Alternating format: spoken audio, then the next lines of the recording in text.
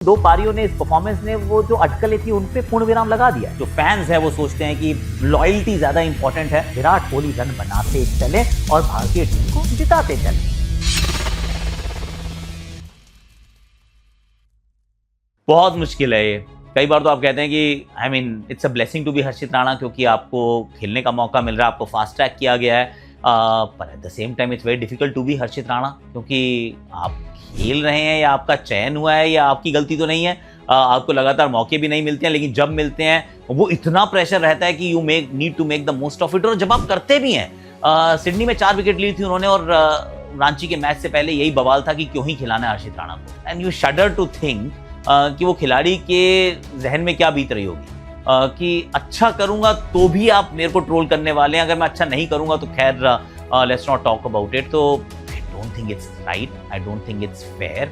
और player isolate या insulate अपने आप को नहीं कर पाते हैं दीज डेज, कंसिडरिंग कि कितना सोशल मीडिया का प्रेजेंस है, पर it does require lot of steel कि आप उन सब चीज़ों को दरकिनार करें and you come fired up and you perform. But also please remember, जो भी ये वीडियो देख रहा है, कि रोज़ विकेटें नहीं मिलेंगी। अगर 4 सिडनी में मिली, रांची में भी आपको विकेट्स मिली, अच्छी शुरुआत दिलवाई है, आपने मैच जितवाया भारतीय टीम को, पर एक दिन ऐसा भी आएगा जब पिटाई होगी, एक दिन ऐसा भी आएगा जब विकेट नहीं मिलेंगी, तब भी a bit more kind on the kid, क्योंकि सिलेक्शन और ड्रॉप होना, खेलना या ना खेलना, ये प्लेयर के हाथ में नहीं होता है। ये सेलेक्टर या टीम के जो वो चयन करता है और टीम के मैनेजमेंट के लोग हैं, ये उनका निर्णय है। तो फिर take it out on them, if you don't like it leave the player alone. Well, interesting है एक्चुअली, क्योंकि पैरेलल्स तो ड्रॉ किए जा सकते हैं और उसमें भी you will find West Indian players actually in the mix. और एंड ऑल्सो द फैक्ट कि जो फ्रेंचाइजीज की हम बात कर रहे हैं उनकी ओवरसीज फ्रेंचाइजीज भी हैं,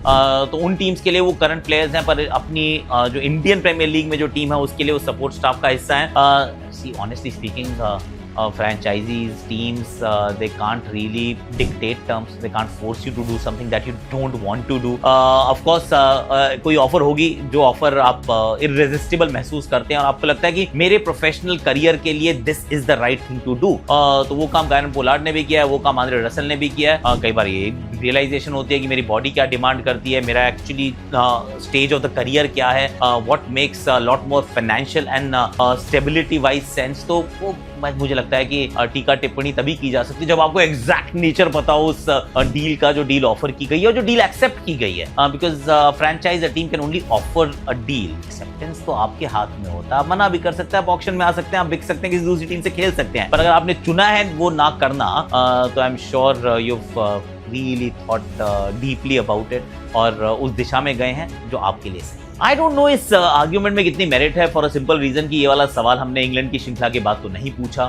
2-2 की बराबरी से जब हम वहाँ पे श्रृंखला ड्रॉ कर आते हैं तो हम तो तालियां बजा रहे थे, हम उनको सेलिब्रेट कर रहे थे कि क्या कमाल की बात है, देखिए ना रोहित ना कोहली, हमने किसी को मिस नहीं किया, जो हम कर रहे हैं बिल्कुल सही कर रहे हैं। उसके बाद हम वेस्ट इंडीज को भी बिल्कुल रफा दफा करते हैं, 2 मैच में क्लीन स्वीप करते हैं, तब भी इस बात की चर्चा नहीं हुई थी। लेकिन जैसे ही हम मुकाबले हारे हैं, suddenly there is a lot of talk कि अब क्या करना चाहिए, क्या यंगस्टर्स को बैक करना है, नहीं करना है, क्या लोगों को रिटायरमेंट से वापस लाना है या फिर मैनेजमेंट को चेंज करना है। आई डोंट थिंक इतनी ज़रूरत है।